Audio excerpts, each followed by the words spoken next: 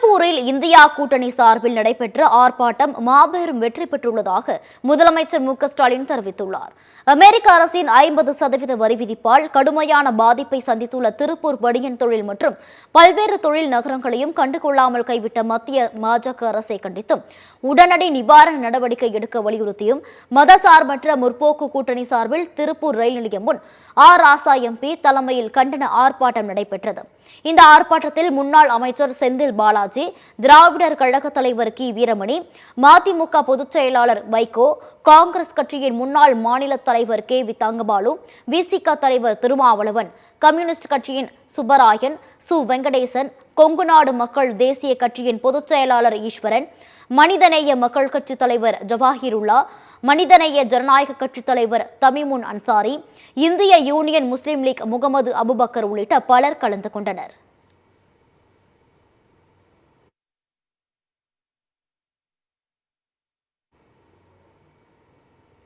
இந்த ஆர்ப்பாட்டத்தில் பேசிய மதிமுக பொதுச் செயலாளர் வைகோ, இந்திய ஜனநாயகத்தை மோடி குழி தோண்டி புதைத்து விட்டதாக குற்றம் சாட்டினார். இங்கு எழுப்பும் முழக்கம் டெல்லி சுவர்களிலும் வெள்ளை மாளிகையிலும் எதிரொலிக்கும் என்றும் தெரிவித்தார். இந்திய தலைமை அமைச்சருக்கு இந்திய ஜனநாயகத்தை குழியோண்டி புதைக்க உட்பட்டுவிட்ட மதவெறியாளர்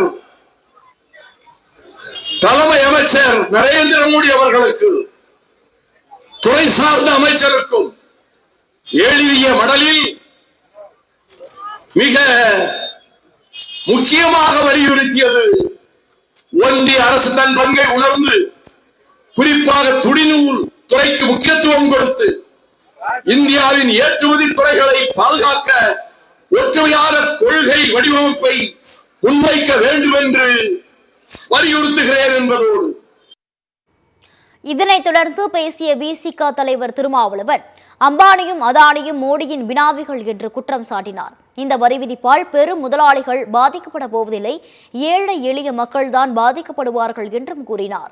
மோடி அரசின் தவறான பொருளாதார கொள்கையால் நாம் பாதிக்கப்படுகிறோம் என்றும் தெரிவித்தார். பிரதமர் நரேந்திர மோடி அவர்கள் தன்னுடைய பினாமிகளான அதானிக்காகவும் அம்பானிக்காகவும் தான் பொருளாதார கொள்கைகளையும் தீர்மானிக்கிறார். அயல் நாடுகளுடன் உள்ள வெளிநாட்டு உறவுகளையும் வெளியுறவு கொள்கைகளையும் தீர்மானிக்கிறார். உலக நாடுகளுக்கு அவர் பயணம் செய்வதே அதானிக்காகவும் அம்பானிக்காகவும் தான். அவர்கள் நண்பர்கள் மட்டுமல்ல, மோடியின் பினாமிகள். வெளியுறவுத்துறை அமைச்சர் ஜெய்சங்கர் அவர்கள் அயல் நாடுகளுக்கு சென்று வர்த்தக ஒப்பந்தங்களை பேசுவது கூட அதானிக்காகவும் அம்பானிக்காகவும் தான் என்பதை முதலில் நாம் புரிந்து கொள்ள வேண்டும். பின்னர் பேசிய திமுக எம்பி ராசா, மோடி மற்றும் அமித்ஷா இந்தியாவை விற்கிறார்கள், அதனை அம்பானி அதானி வாங்குகிறார்கள் என்று விமர்சித்தார். அமெரிக்காவின் அத்துமீறலை தடுக்க மறுப்பதன் காரணம் சிலம்பை உடைத்து என்ன பயன், அரியணையிலும் அதே கள்வன்தான் என்றும் கூறினார்.